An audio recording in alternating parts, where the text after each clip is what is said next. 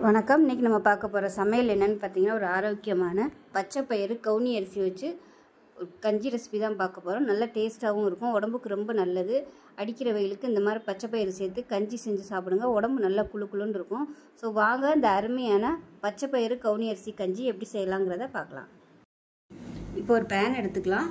இதில் வந்து ஏதாவது ஒரு கப்பு வந்து அளந்து எடுத்துக்கோங்க. நான் இந்த மாதிரி சின்ன கப்பில் ஒரு அரை கப் அளவுக்கு பச்சை பயிறு எடுத்திருக்கேன். இதை சேர்த்து நல்லா வறுத்துக்கலாம். நல்லா வாசனை வரும், அதே சமயம் நல்லா செவந்து வரணும், அந்த அளவுக்கு வறுத்துக்கலாம். இப்போ பாருங்கள், நல்லா செவந்து வந்துருச்சு, வெடிக்க ஆரம்பிக்குது. இந்த ஸ்டேஜில் வேறு பிளேட்டுக்கு மாற்றிக்கலாம்.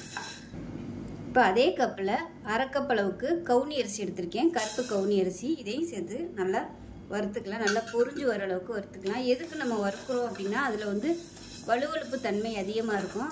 அதனால நம்ம வறுத்துட்டோம்னா சாப்பிட்றதுக்கு நல்லாயிருக்கும், அந்த வலுவழுப்பு இல்லாமல் நல்லாயிருக்கும். ஏன்னா மற்ற பாரம்பரிய அரிசியை விட இந்த கவுனி அரிசியில் வந்து நார் சத்து நிறைய இருக்கும், அதனால் வலுவழுப்பு தன்மை வந்து அதிகமாக இருக்கும். லேசாக நம்ம வறுத்துட்டோம்னா அந்த வலுவழுப்பு தன்மை குறைஞ்சிரும், சாப்பிட்றதுக்கு நல்லாயிருக்கும். இப்போ பாருங்கள், வெடிக்க ஆரம்பிக்குது. இந்த ஸ்டேஜில் இதே வேறு பிளேட்டுக்கு மாற்றிக்கலாம். இப்போ பாருங்கள், ரெண்டுமே ஒரு பவுலில் போட்டிருக்கேன். இது ரெண்டையும் நல்லா கழுவிட்டு வந்துட்டு பார்க்கலாம். இப்போ பாருங்கள், ரெண்டுமே கழுவிட்டு வந்துட்டேன். இப்போ இந்த பச்சை பயிரில் வந்து தண்ணி ஊற்றி ஒரு 10 நிமிஷம் ஊற வச்சுக்கலாம். அதே சமயம் கவுனி அரிசியும் கழுவிட்டேன். இப்போ இந்த தண்ணி வந்து நம்ம வடிய விட்டுக்கலாம். ஏன்னா இது வந்து நம்ம அரைக்க போகிறோம், அதனால் கொஞ்சம் அப்படியே தண்ணி வடியட்டும், கரெக்டாக இருக்கும். இது ஒரு 10 நிமிஷம் ஆகும் வடிகிறதுக்கு. வடிஞ்சதுக்கப்புறம் மிக்சியில் போட்டு நம்ம அரைக்கணும். ஏன்னா கவுனி அரிசி வந்து வேக நேரம் ஆகும், அதனால் அரைச்சிட்டோம்னா சீக்கிரமாகவே வெந்துடும். இது வந்து இப்படியே தண்ணி வடியட்டும், 10 நிமிஷம் கழிச்சுட்டு பார்க்கலாம். இப்போ பாருங்கள், பச்சை பயிறு நல்லா ஊறிடுச்சு. இதை வந்து தனியாக வச்சிடலாம். வச்சுட்டு கவுனி அரிசியும் பார்த்திங்கன்னா நல்லா தண்ணி வடிஞ்சிச்சு பாருங்கள், நல்லா உதிரியாக வந்துருச்சு. இப்போ வந்து ஒரு மிக்சி ஜாரில் சேர்த்துட்டு கொஞ்சமாக தண்ணி ஊற்றி ரொம்ப நைஸாக அரைக்காமல் குறைன்னு அரைச்சிக்கலாம்.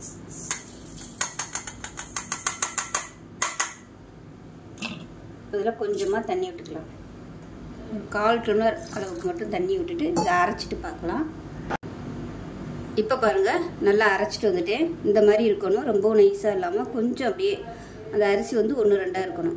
இதுதான் கரெக்டான பக்குவம், இது இருக்கட்டும். இப்போ பாருங்கள், ஊற வச்சுருந்தா பச்சை பயிர் வந்து அப்படியே நம்ம சேர்த்துக்கலாம். ஊற வைக்காமல் சேர்த்தோம்னா 1-2 பச்சை பயிர் வந்து கடுக்குன்னு இருக்கும். அதுக்காக கொஞ்சம் நல்லா ஊற வச்சுட்டோம்னா நல்லாயிருக்கும், விசில் விட்டு வரையில் நல்லாயிருக்கும் வெந்து. நம்ம அரைச்சி வச்சுருக்க அந்த கவுனி அரிசியும் சேர்த்துக்கலாம்.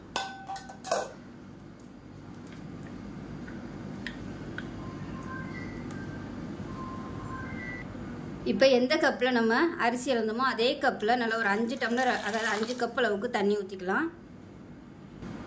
இப்போ இதில் ஒரு 1/4 டீஸ்பூன் போல் சீரகம் சேர்த்துக்கலாம். அதே மாதிரி ஒரு 1/4 டீஸ்பூன் போல் வெந்தயம் சேர்த்துக்கலாம். தேவையான அளவுக்கு உப்பு சேர்த்துக்கலாம்.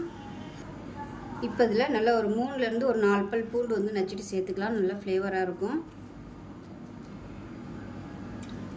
அவ்வளோதான், குக்கரை மூடி வச்சிடலாம்.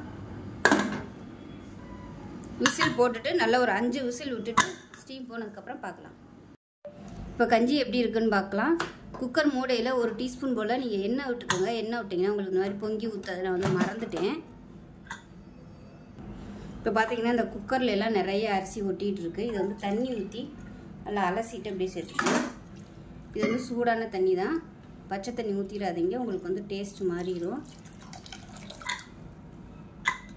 நல்லா கொஞ்சம் பெரிய குக்கராக வச்சிங்கன்னா உங்களுக்கு இந்த மாதிரி பொங்கி ஊற்றாது. அவ்வளோதான், தேவைப்பட்டுச்சுன்னா நீங்கள் தண்ணி ஊற்றிக்கலாம். இது நல்லா ஆறுனதுக்கப்புறமா இதில் வந்து மோர் கலந்து சாப்பிட்லாம். அப்படி இல்லைன்னா தேங்காய் பால் கூட நீங்கள் கலந்துக்கலாம். நான் வந்து இன்றைக்கி அப்படியே தான் சர்வ் பண்ணுறேன். ஸோ உங்களோட விருப்பம் தான், எது வேணாலும் நீங்கள் கலந்துக்கலாம். தேங்காய் பால் இல்லைன்னா மோர். நல்லா கஞ்சி ஆறுனதுக்கப்புறம் மோர் கலந்துட்டு குடிச்சிங்கன்னா சூப்பராக இருக்கும், நல்ல ஒரு ஆரோக்கியமாக இருக்கும். பச்சை பயிர் சேர்த்துக்கிறதால உடம்பு நல்லா குளுன்னு இருக்கும். ஸோ செஞ்சு பாருங்கள், செஞ்சு பார்த்துட்டு எப்படி வந்துச்சுங்கிறத சொல்லுங்கள். வீடியோ பிடிச்சிச்சுன்னா லைக் பண்ணுங்கள், கமெண்ட் பண்ணுங்கள், சேனலை சப்ஸ்கிரைப் பண்ணுங்கள், பக்கத்தில் பெல் பட்டனையும் ப்ரெஸ் பண்ணுங்கள். நன்றி.